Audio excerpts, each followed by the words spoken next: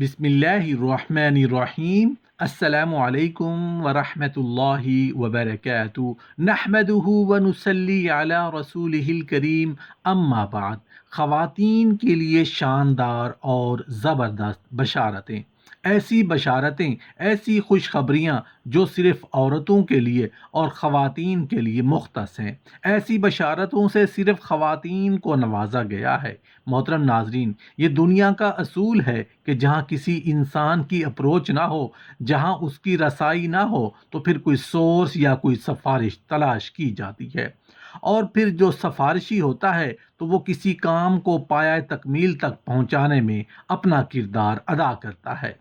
اب سوچنے سمجھنے والی بات ہے، غور کرنے والی بات ہے کہ جس کا سفارشی خود اللہ پاک ہو، اس کی سفارش کیسے قبول نہیں کی جائے گی؟ اور سفارش کرنے کی وجہ ضرور ہوتی ہے، بنا کسی وجہ کے سفارش نہیں ہوا کرتی۔ اللہ پاک کس انسان کی سفارش کر رہا ہے اور کیوں کر رہا ہے؟ آخر اس انسان میں اللہ کو کوئی ایسی چیز پسند آئی ہے، تبھی تو وہ اس اپنے بندے کا سفارشی بن گیا ہے۔ اللہ جس انسان کی سفارش کر دے تو سوچو وہ کتنا سعادت مند اور خوش بخت ہوگا۔ محترم ناظرین، اللہ پاک نے جس انسان کی سفارش کی ہے وہ کوئی اور نہیں، وہ عورت ہے۔ عورت کے متعلق اللہ پاک سفارش کر رہا ہے۔ سفارش میں اللہ پاک کیا فرما رہا ہے؟ ویڈیو کو دیکھ کر آپ کو اندازہ ہو جائے گا کہ اللہ نے عورتوں کی سفارش کس سے کی ہے اور سفارش کرنے کی وجہ کیا ہے۔ جان لیجئے، وہ لوگ، وہ مرد، وہ وڈیرے لوگ جو عورت کو جوتے کی نوک پر رکھتے ہیں، جو عورت کو پاؤں کی مٹی سمجھتے ہیں، وہ لوگ جو عورت کو کمزور سمجھتے ہیں، وہ لوگ جو عورت کو بیٹیوں کو بوجھ سمجھتے ہیں، وہ لوگ جو اپنی بیٹیوں اور بہنوں کا حق مار جاتے ہیں، ان کے حقوق ادا نہیں کرتے، آج کی ویڈیو دیکھ کر ان کو لگ سمجھ جائے گی کہ عورت کے لیے اللہ نے وہ انعامات تیار کر رکھے ہیں جو کسی انسان کے وہم و گمان میں بھی نہیں ہے۔ ازدواجی زندگی میں اللہ تعالیٰ نے قرآن پاک میں مردوں کو سفارش کی ہے، عورتوں کے بارے میں فرمایا وَعَاشِرُوهُنَّ بِالْمَعْرُوفِ، تم نے ان عورتوں کے ساتھ اچھے طریقے سے زندگی گزارنی ہے۔ دیکھیے، آج کسی کی سفارش اس کی بہن کرتی ہے، کسی کی سفارش اس کی ماں کرتی ہے، کسی کی سفارش اس کی خالہ کرتی ہے، کسی کی سفارش اس کی پھوپھی کرتی ہے، عزیز و اقارب کرتے ہیں، لیکن عورتوں کی سفارش اللہ رب العزت اپنے قرآن میں فرما رہے ہیں۔ فرمایا وَعَاشِرُوهُنَّ بِالْمَعْرُوفِ، اے مردو، تم نے عورتوں کے ساتھ اچھے اخلاق اور اچھے انداز کے ساتھ زندگی بسر کرنی ہے۔ محترم ناظرین، وہ کون سی بیٹی ہوگی جس کی شادی ہو اور وہ واپس اپنے ماں باپ کو ملنے کے لیے اپنے میکے نہ آئے؟ سبھی بیٹیاں آتی ہیں، سبھی بچیاں آتی ہیں، مگر نیت کیا ہوتی ہے؟ جی میں امی ابو سے ملنے جا رہی ہوں، اور اللہ اللہ اور خیر صلی اللہ، یہ نیت نہیں ہوتی کہ اس عمل سے بھی اللہ تعالی راضی ہوں گے۔ حدیث پاک میں آتا ہے، جس بچی کی شادی ہو جائے اور وہ اپنے ماں باپ کی زیارت کی نیت کر لے کہ میں اپنے ماں باپ سے ملنے جا رہی ہوں، اور خاوند سے اجازت لے کر جائے، اور دل میں یہ ہو کہ اس عمل سے اللہ راضی ہوں گے، تو اللہ تعالیٰ ہر قدم پر اس کو 100 نیکیاں عطا فرما دیتے ہیں، 100 گناہ معاف کر دیتے ہیں، اور جنت میں 100 درجے بلند کر دیتے ہیں۔ اب بتائیے، ایک عورت، ایک بیٹی جو اپنے ماں باپ کی زیارت کے لیے اس نیت سے آ رہی ہے کہ اس عمل سے اللہ راضی ہوں گے، حدیث کا مفہوم ہے کہ ہر قدم اٹھانے پر اسے 100 نیکیاں ملیں گی، 100 گناہ معاف ہوں گے، اور جنت میں 100 درجے بلند کر دیے جائیں گے۔ حدیث پاک میں آتا ہے کہ اگر بیٹی ماں باپ کے گھر آئی اور ان کے چہرے پر اس نے عقیدت کی نظر ڈالی، محبت کی نظر ڈالی جو ماں باپ کو نصیب ہوتی ہے، تو اللہ تعالیٰ ہر نظر ڈالنے پر اس کو ایک حج یا عمرہ کا ثواب عطا فرمائیں گے۔ صحابہ کرام رضوان اللہ تعالی علیہم اجمعین نے پوچھا، یا رسول اللہ صلی اللہ علیہ وآلہ وسلم، جو آدمی اپنے ماں باپ کو بار بار محبت اور عقیدت کی نظر سے دیکھے، رسول اللہ صلی اللہ علیہ وسلم نے فرمایا جتنی بار دیکھیں گے اتنی بار حج یا عمرہ کا ثواب عطا کیا جائے گا۔ یہ باتیں ہمیں معلوم نہیں ہوتی، اس لیے ہم اس کے اجر و ثواب سے محروم رہ جاتے ہیں۔ جب ماں اپنے بچے کی اچھی تربیت کرتی ہے، اس کو اللہ کا لفظ سکھاتی ہے، تو حدیث پاک کا مفہوم ہے جو بچہ اپنی زندگی سب سے پہلے اپنی زبان سے اللہ کا لفظ نکالتا ہے تو اللہ تعالیٰ ماں باپ کے پچھلے گناہوں کو معاف فرما دیتے ہیں۔ عورت یعنی ماں نے بچے کو قرآن پڑھنے کے لیے بھیجا، حتیٰ کہ وہ بچہ قرآن پاک ناظرہ پڑھ گیا، تو جس لمحے وہ ناظرہ قرآن پاک مکمل کرے گا، اللہ تعالیٰ اس وقت اس کے ماں باپ کے گناہوں کو معاف فرما دیں گے۔ اگر بیٹے یا بیٹی کو قرآن پاک حفظ کرنے کے لیے ڈالا اور وہ حافظ بن گیا اور وہ بیٹی حافظہ بن گئی، تو حدیث پاک کا مفہوم ہے کہ اللہ تعالیٰ قیامت کے دن اس کے ماں باپ کو نور کا ایسا تاج پہنائیں گے جس کی روشنی سے سورج کی روشنی سے بھی زیادہ ہوگی، بلکہ سورج کسی کے گھر میں آ جائے تو اس گھر میں اتنی روشنی نہیں ہوگی جتنا اس نور کے بنے ہوئے تاج میں سے روشنی ہوگی۔ لوگ حیران ہوں گے، پوچھیں گے یہ کون ہے؟ ان کو کہا جائے گا کہ یہ تو انبیاء بھی نہیں ہیں، شہداء بھی نہیں ہیں، بلکہ یہ وہ خوش نصیب والدین ہیں جنہوں نے اپنے بیٹے یا بیٹی کو قرآن پاک حفظ کروایا تھا۔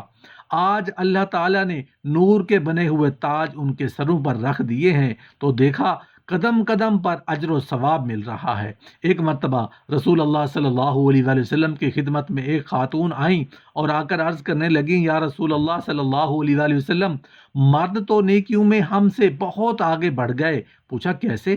کہنے لگی مرد آپ کے ساتھ جہاد میں شریک ہوتے ہیں، ساری رات جاگ کر دشمن کی سرحد پر پہرا دیتے ہیں، ہم گھروں کے اندر ان کے بچوں کی پرورش کرتی رہتی ہیں، ان کو پکا کر کھلاتی ہیں، تو ہم جہاد میں اس طرح راتوں کو پہرا بھی نہیں دیتی، اس طرح ہم آ کر قتال بھی نہیں کرتی جس طرح مرد کرتے ہیں۔ یہ تو نیکیوں میں ہم سے آگے بڑھ گئے، اور یہ مسجدوں میں جا کر جماعت کے ساتھ نمازیں پڑھتے ہیں، ہم گھروں میں ہی پڑھ لیتی ہیں، ہم جماعت کے ثواب سے محروم ہو گئیں۔ جب انہوں نے یہ سوال پوچھا تو رسول اللہ صلی اللہ علیہ وآلہ وسلم نے فرمایا، سوال پوچھنے والے نے بہت اچھا سوال پوچھا۔ رسول اللہ صلی اللہ علیہ وآلہ وسلم نے فرمایا کہ جو عورت اپنے گھر میں اپنے بچوں کی وجہ سے رات کو جاگتی ہے تو اللہ تعالیٰ اس مجاہد کے برابر اجر عطا فرما دیتے ہیں جو ساری رات جاگ کر دشمن کی سرحد پر پہرا دیتا ہے۔ گویا گھر کے نرم بستر پر عورت بیٹھتے ہوئے اللہ تعالیٰ نے جہاد کا ثواب عطا فرما دیا۔ رسول اللہ صلی اللہ علیہ وآلہ وسلم نے فرمایا کہ جو عورت اپنے گھر میں نماز پڑھ لیتی ہے تو اللہ تعالیٰ اس مرد کے برابر اجر عطا فرماتے ہیں جو مرد مسجد میں جا کر جماعت کے ساتھ تکبیر اولیٰ کے ساتھ نماز پڑھتا ہے۔ تو عورت کے ساتھ اللہ تعالیٰ نے بہت نرمی کا معاملہ فرمایا۔ شریعت کا یہ حکم ہے کہ اگر بیٹی ہوتی ہے تو اللہ تعالیٰ نے گویا رحمت کا دروازہ کھول دیا، اگر دو بیٹیاں ہو گئیں تو وہ باپ کے لیے یہ رحمت بن گئیں کہ ان کا باپ جنت میں رسول اللہ صلی اللہ علیہ وآلہ وسلم کے اتنا قریب ہوگا جیسے ہاتھ کی دو انگلیاں ایک دوسرے کے قریب ہوتی ہیں۔ یہ حدیث پاک کا مفہوم ہے۔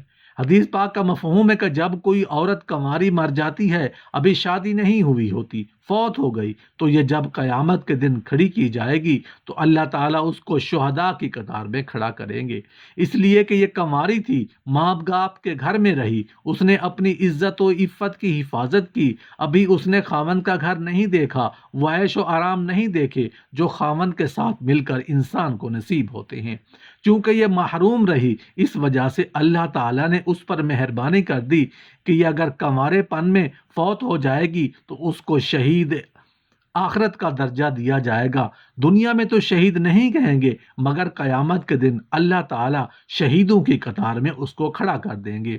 جب بچی کی شادی ہو جاتی ہے اور اب یہ اپنے خاوند کی فرما برداری کرتی ہے اور ساتھ ہی اللہ تعالیٰ کی عبادت بھی کرتی ہے تو فقہا نے مسئلہ لکھا ہے کہ کنواری عورت ایک نماز پڑھے گی تو ایک نماز کا ثواب ملے گا، شادی شدہ ہونے کے بعد نماز پڑھے گی تو 21 نمازوں کا ثواب ملے گا۔ کس لیے کہ اب اس پر دو خدمتیں ضروری ہو گئیں، ایک خاوند کی خدمت اور دوسری اللہ تعالیٰ کی عبادت، تو دو بوجھ پڑ گئے۔ جب خاوند کی خدمت کرتے ہوئے اللہ کی عبادت کرے گی تو اللہ تعالیٰ اس کے اجر و ثواب کو بڑھا دیتے ہیں۔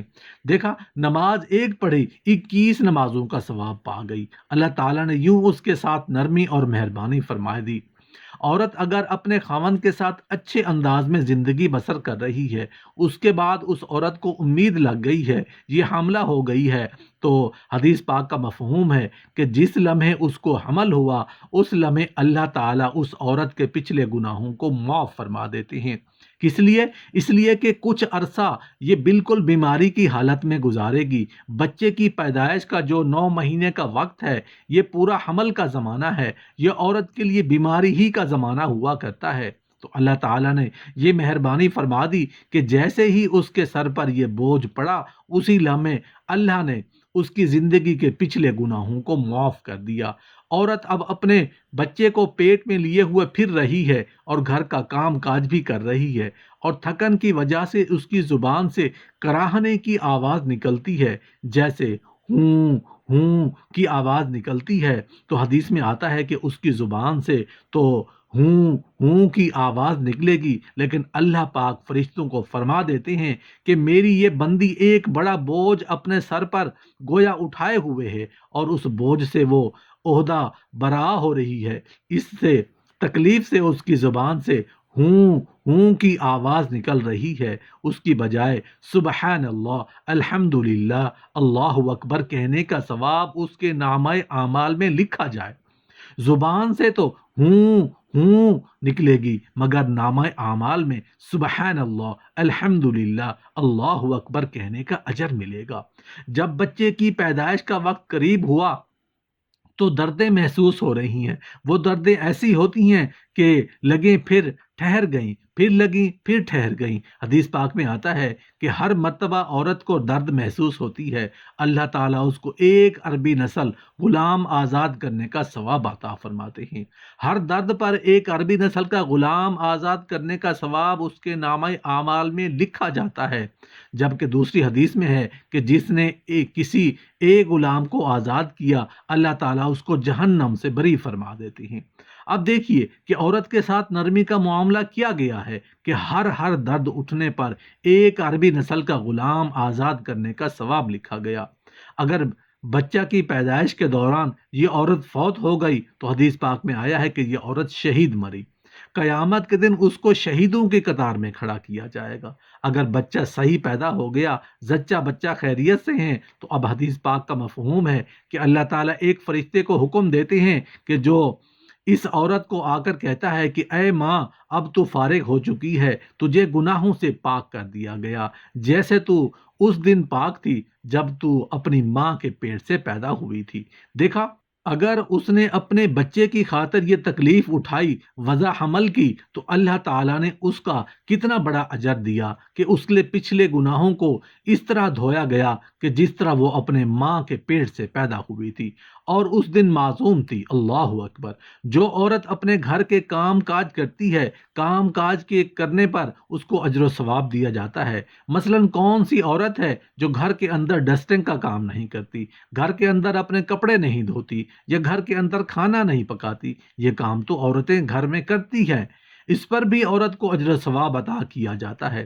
ایک حدیث پاک کا مفہوم ہے، فرمایا گیا کہ جو عورت اپنے خاوند کے گھر میں کوئی بے ترتیب پڑی ہوئی چیز اٹھا کر ترتیب کے ساتھ رکھ دیتی ہے، تو اللہ تعالیٰ ایک نیکی عطا فرماتے ہیں، ایک گناہ معاف فرماتے ہیں، اور جنت میں ایک درجہ بلند فرما دیتے ہیں۔ دیکھا، اب عورتیں روزانہ کتنی چیزوں کو گھر میں ترتیب سے رکھتی ہیں، کچن کی چیزوں کو ہی لے لیں تو میرا خیال ہے کہ کم و بیش 50 چیزوں کو تو ترتیب سے رکھتی ہی ہوں گی۔